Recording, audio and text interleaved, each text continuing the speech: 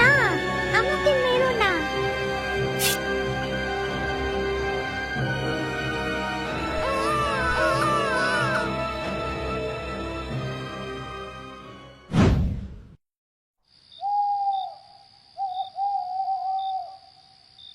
আহ!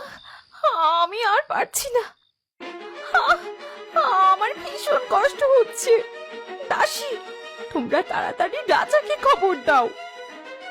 হ্যাঁ রানীমা, এক্ষুনি যাচ্ছি।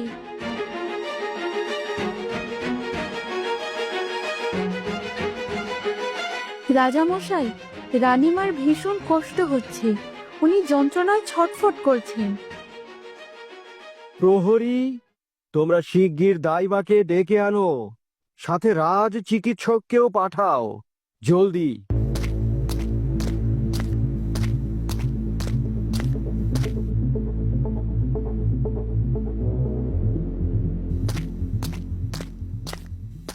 রাজামশাই, রানীমার অবস্থা তো ভীষণ খারাপ লাগছে।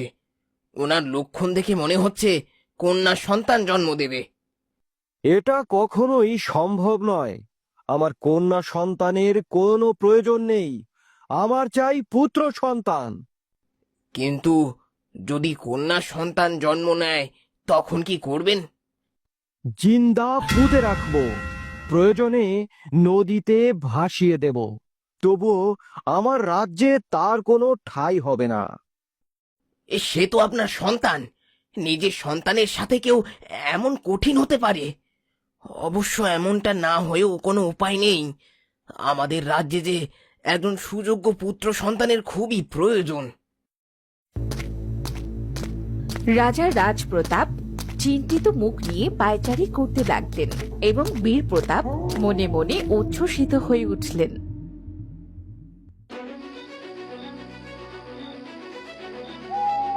দ্রুত চলো, হাতে বেশি সময় নাই। রানীমার যন্ত্রণার শব্দ যে পুরা প্রাসাদ কাঁপাইয়া দিতাছে। হ্যাঁ, দক্ষিণ পাড়ার সেই ঘরটায় থাকে দাইমা। দ্রুত পা চালিয়ে চল ভাই। দাইমা, দাইমা, শিগগির চলুন, রানীমার প্রসব বেদনা উঠছে। আমার যে ভীষণ জ্বর, আমি এতটা পথ কিভাবে যাব? রাজামশাই এক্ষুনি যেতে বলছেন, না গেলে আপনার গর্দান যাবে। ঠিক আছে বাবা, চলো যাই।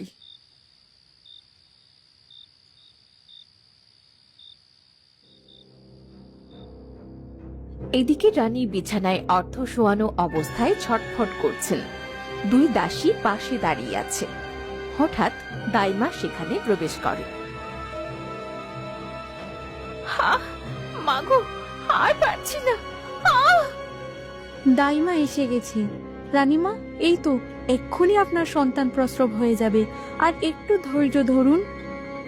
সবকিছু বুঝিয়ে রাখো। তোমরা দুজন দাসী রাজমাতাকে সহায়তা করো, আর যেন কেউ কক্ষে না ঢোকে।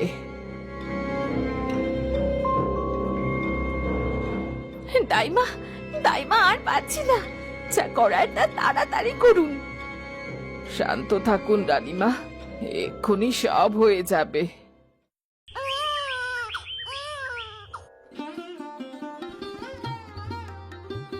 আপনার কোল আলো করে দুটো কন্যা সন্তান জন্ম নিয়েছে রানীমা। তারা দুজনই অপূর্ব সুন্দরী, যেন চাঁদের আলো গায়ে মেঘে তারাই ধরণীতে এসেছে। কিন্তু ততক্ষণে রানী ময়নামতি অজ্ঞান হয়ে গেছেন। তিনি সন্তানদের কান্না পর্যন্ত শুনতে পেলেন না। রাজামশাই, রাজকন্যা হয়েছে, আপনার কন্যা জন্ম নিয়েছেন। রাজামশাই, শেষমেশ আমার কথাই দেখতে সত্যি হলো। রানীমা পুত্রের জায়গায় কন্যা সন্তান জন্ম দিলেন। আগে রাজামশাই, আপনার একজন না, দুজন রাজকন্যা হয়েছে।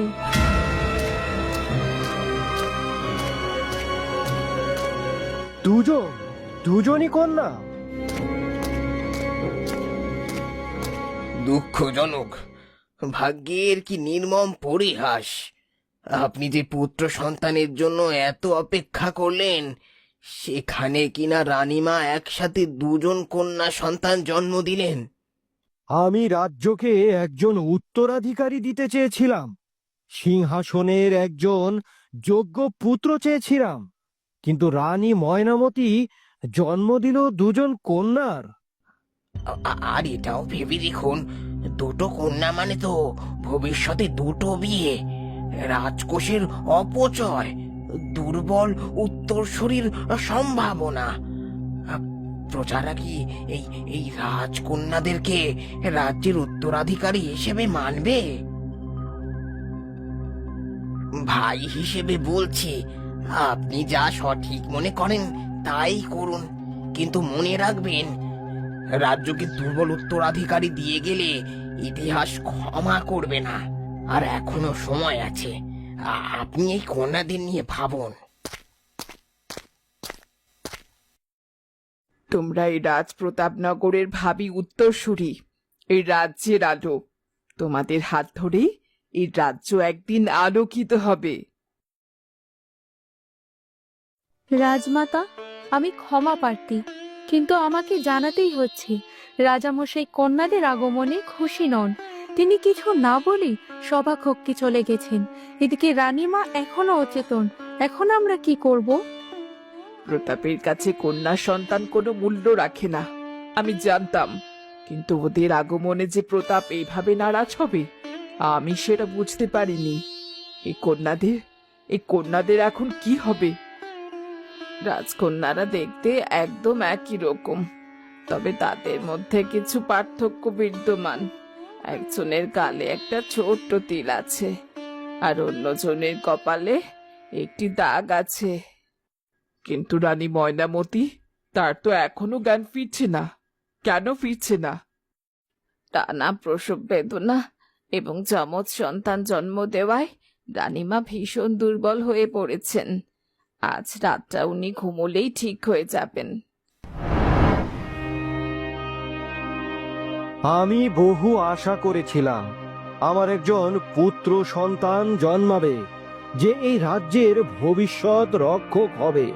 অথচ বিধাতা যেন শাস্তি দিয়েছেন আমাকে দুটো কন্যা সন্তান দিয়ে। ভ্রাতা, কন্যারা থাকলে ভবিষ্যতে দাবিদার তৈরি হবে, তাদের বিয়ের পর বিভিন্ন ঝামেলা তৈরি হবে, দুজনেই রাজ্যের ভাবী শাসক হতে চাইবে। তাই আপনার উচিত ভেবে চিন্তে সিদ্ধান্ত নেওয়া। আমি এই কন্যাদের জীবন্ত কবর দেব, না থাকবে বাঁশ, না বাজবে বাঁশি। মহারাজ, পিতা হয়ে এত নিষ্ঠুর সিদ্ধান্ত নেবেন? সন্তান তো সন্তানই হয়, পুত্র কন্যায় কি আসে যায়? আমি কোনো বাবা নই, এই মুহূর্তে আমি কেবল একজন রাজা। আমার কাছে রাজ্যের শান্তি আগে। এই দুই কন্যা আমার অভিশাপ। এদের জন্মের মুহূর্ত থেকেই প্রাসাদে অশুভ বাতাস বইছে। এদের বাঁচিয়ে রেখে আমি রাজ্যের বিপদ ডেকে আনতে পারি না। তবে কি? আজ এই মুহূর্তে তাদের জঙ্গলে নিয়ে গিয়ে হত্যা করা হবে। কোনো রাজপ্রহরী নয়, কোনো প্রাসাদের লোক নয়, বিশ্বস্ত দুজন পাহারাদারকে গোপনে এই দায়িত্ব দেওয়া হবে। এবং এই কথা রানীমা জানবেন না, রাজ্যের অন্য কেউ জানবে না, কোনো প্রজাও জানবে না। কিন্তু রাজামশাই, আমি আমার সিদ্ধান্তে অটল। যা বললাম তাই করো। যদি কেউ আমার আদেশ অমান্য করে, সে হবে বিশ্বাসঘাতক। বিশ্বাসঘাতকদের শেষ পরিণতি কি হয় সেটা আশা করছি সবাই খুব ভালো করে জানো।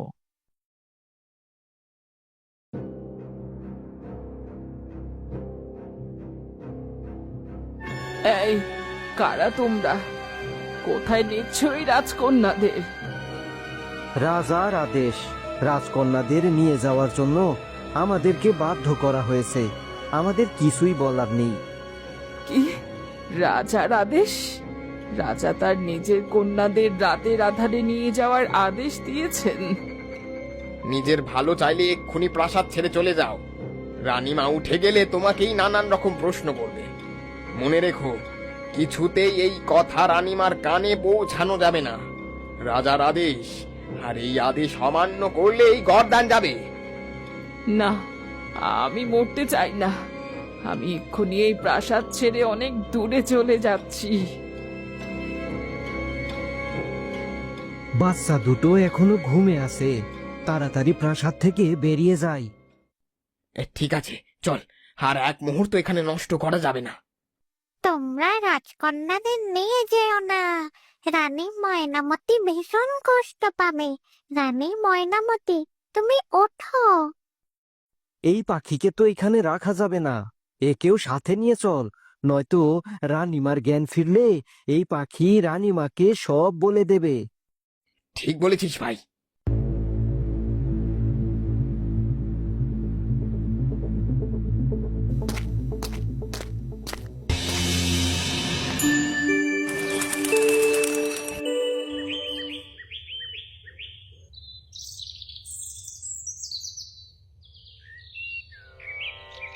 এই ছোট্ট দুইটা জীবনকে মারতে হবে।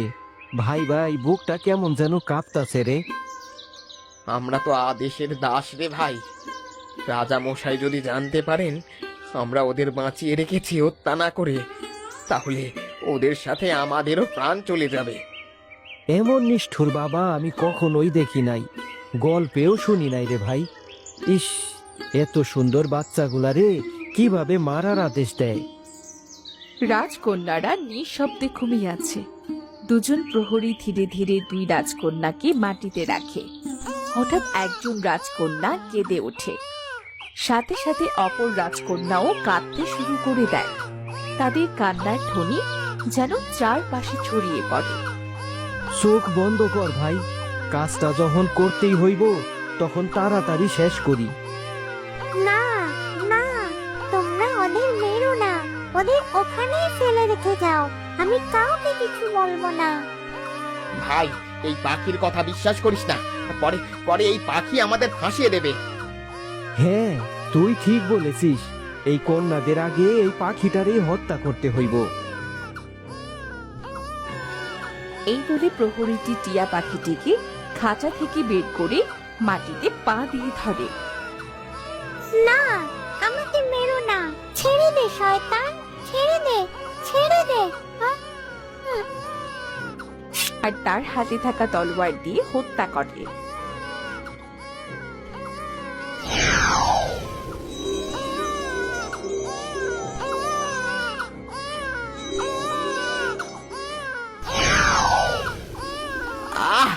এই কন্যাদের আর্তনাদ চিৎকার যেন বেড়েই চলেছে। দ্রুত এদেরকে এখান থেকে হত্যা করে প্রাসাদে ফিরতে হবে।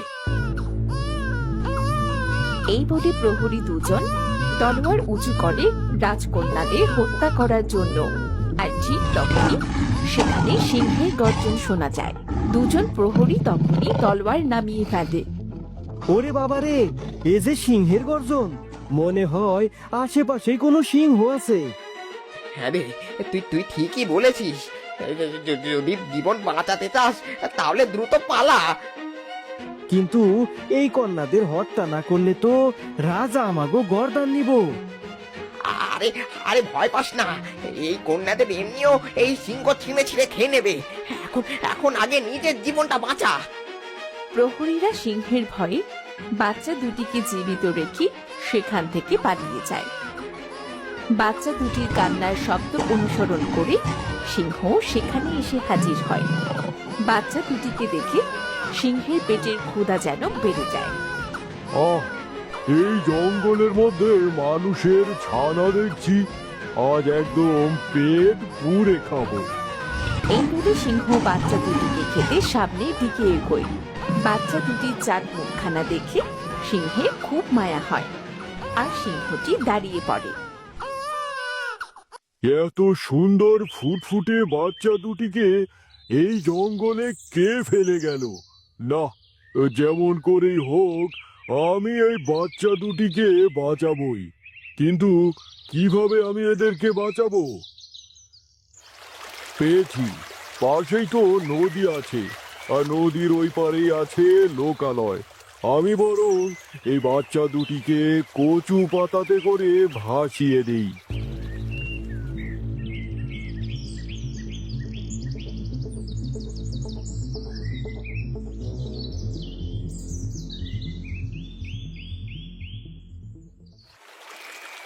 হে নদী, আমি তোমার মাঝে দুটি ফুটফুটে সন্তানকে ভাসিয়ে দিচ্ছি। তুমি তাদেরকে ভাসিয়ে কোনো লোকালয়ের কাছে পৌঁছে দিও। রাজকন্যাদের যে হত্যা না কইরাই আমরা পালাই আইলাম, এখন মহারাজরে গিয়া আমরা কি প্রমাণ দিব? তুই এত চিন্তা করিস না তো, এতক্ষণে সিংহ কন্যাদের খেয়ে সাবার করে ফেলেছে। আর একটু যদি দেরি করতাম না, তাহলে এতক্ষণে আমরা ওই সিংহর পেটেই যেতাম। তা তো বুঝলাম, কিন্তু এখন মহারাজরে গিয়া কি প্রমাণ দিব? ওই দেখ, একটা খরগোশ। চল, ওটাকে ধরে হত্যা করে এই তরোয়ালে রক্ত মাখিয়ে দিই। তারপর রাজাকে গিয়ে আমরা ওই রক্ত মাখা তরোয়াল দেখাবো। ব্যাস, রাজাও খুশি আর আমাদেরও গরদান বেঁচে যাবে। এরপর প্রহরী দুজন খরগোশটিকে হত্যা করে তাদের তলোয়ারে রক্ত মাখিয়ে নেয়।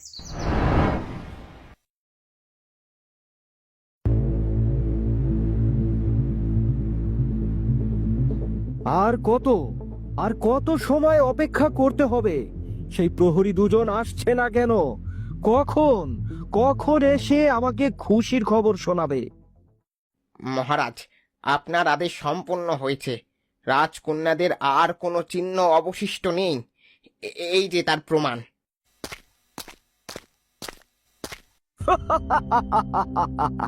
তোরা খুব ভালো কাজ করেছিস। এবার আমার রাজ্য একজন পুত্র সন্তানের অপেক্ষায় থাকবে। বন্ধুরা, রানী ময়নামতির জ্ঞান ফেরার পর রাজা কি সত্যি সব কথা রানীকে বলে দেবে? আর এই ভেসে যাওয়া রাজকন্যাদেরই বা কি হবে? তাদের ভবিষ্যৎ কি এখানেই শেষ? সবকিছু জানাবো আমরা পরবর্তী পর্বে। সেই সাথে তোমাদের মতামত কমেন্ট করে জানাতে ভুলো না যেন। পরবর্তী পর্ব দেখার আমন্ত্রণ জানিয়ে বিদায় নিচ্ছি। পরবর্তী পর্ব সবার আগে পেতে এখনই চ্যানেলটি সাবস্ক্রাইব করে পাশে থাকা বেল আইকনটি বাজিয়ে রাখো। ধন্যবাদ।